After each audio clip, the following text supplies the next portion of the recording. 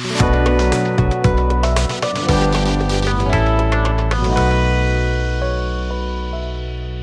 वालेकुम and welcome back to our channel.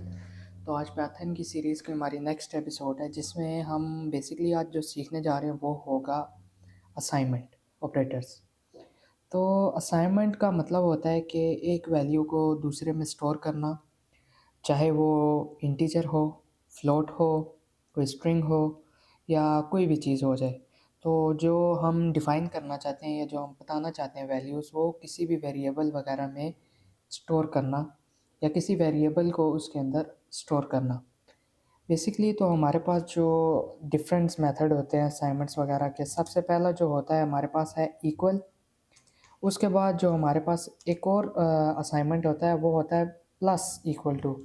इसका होता है इंक्रीमेंट करना। जो तीसरा है हमारे पास वो इसी तरह माइनस इक्वल टू होगा। इसमें और इसमें इतना डिफरेंस तो नहीं है। बेसिकली ये असाइन करते हैं, लेकिन हम यहाँ पे इंक्रीमेंट या डिक्रीमेंट का इन्हें बता देते हैं। तो ये भी अभी हम सीखेंगे कि इंक्रीमेंट या डिक्रीमेंट क्या चीज़ होती है। सबसे पहले जो हमारे पास आता है वो है ये सिंपल। ये हम बेसिकली ज़्यादातर इस्तेमाल करते हैं सपोजिबली अगर हमने कोई वेरिएबल डिक्लेयर करवाना है, जैसे कि ए और इक्वल टू 10। अब यहाँ पे ये क्या काम कर रहा है, ये जो 10 है हमारा, जो इक्वल की इस तरफ है, इसको ये स्टोर करेगा किस में, ए में। मतलब इसको ए को ये वैल्यू असाइन कर देगा। तो ये बेसिकली होता है हमारे लिए असाइनमेंट। और जब भी हम अगर प्रिंट का फंक्शन कॉल करेंगे और ए को अगर प्रिंट करना चाहें और इसको रन करके देखते हैं, तो अब ए नहीं यहाँ पे प्रिंट होता, क्या प्रिंट होता है 10, क्योंकि हमने ऊपर ही ए को 10 वैल्यू असाइन कर दी थी। तो असाइनमेंट ऑपरेटर हमारे लिए ये चीज़ होता है। उसके बाद जो हमारे पास एक और चीज़ आ जाती है कि A equal to B equal to 10।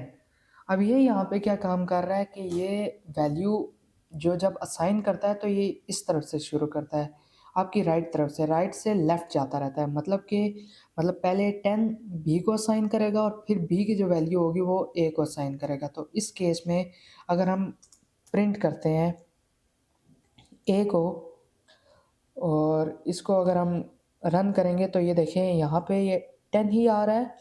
और अगर हम अब बी को भी प्रिंट करते हैं तो उसका भी हमारे पास क्या वैल्यू आ रही है, 10 आ रही है, क्योंकि हमने दोनों को असाइन किया है एक वैल्यू। तो इसी तरह हम और भी चीज़ें कर सकते हैं। और हमारे पास एक चीज़ आ जाती है कि अगर ए कोमा बी अब इक्वल टू 10 हो गया, और अगर यहाँ पे अगर हम 12 कर देते हैं, तो ये क्या काम कर रहा है कि कॉमे की दोनों वैल्यूज़ को कंपेयर कर रहा है कि कॉमे के लेफ़्ट और राइट। जिस तरह कि अब ये इधर भी लेफ़्ट राइट हुआ हुआ है, तो ये वाली वैल्यू जो होगी ये 10 हमारी, ये असाइन कर देगा ये ए को।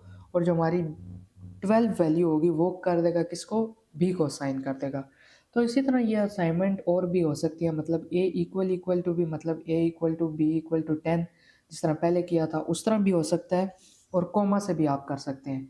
अगर आप ये चीज़ करते हैं कि कोमा सी और यहाँ पे एक वैल्यू दे देते हैं और फिर हम प्रिंट करके चेक करते हैं कि अब सी की वैल्यू कोई आती है या नहीं, तो ये देखिए अब ये क्या कह रहा है कि यहाँ पे एरर आ गया। एरर क्या आ गया कि आप जो अनपैक 10 कराना चाहते हैं, मतलब उसको अनपैक करना चाहते हैं, उसको समझ नहीं लग रही कि वो किस में जाए, क्योंकि यहाँ पे 3 वैल्यूज़ हो चुकी हैं और वो एक है।